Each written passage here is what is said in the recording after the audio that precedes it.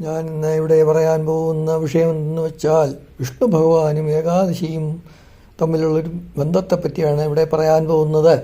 വിഷ്ണു ഭഗവാന് ഏറ്റവും പ്രിയപ്പെട്ടതായ ഒരു വ്രതമാണ് ഏകാദശി വ്രതം.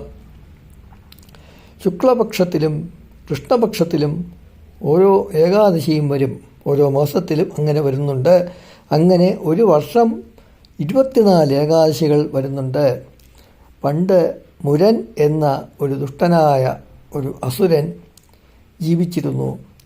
ആ അസുരനെ കൊണ്ട് എല്ലാവർക്കും ശല്യവും, മുനിമാർക്കും ദേവന്മാർക്കും എല്ലാം ശല്യമുണ്ടായിരുന്നു.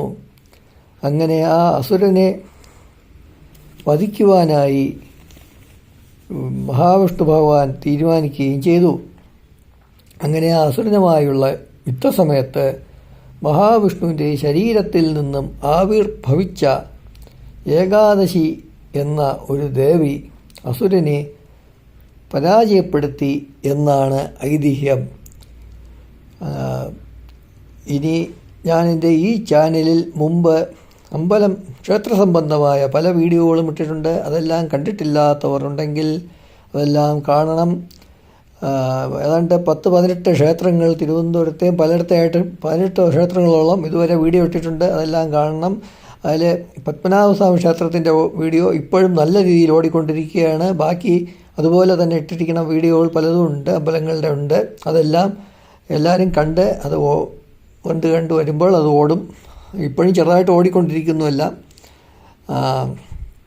അങ്ങനെ അതുകൂടാതെ ഇനി മഹാന്മാരായ വ്യക്തികളുടെ ഇതും ഞാൻ ഇടയ്ക്കിടയ്ക്ക് ഇടും.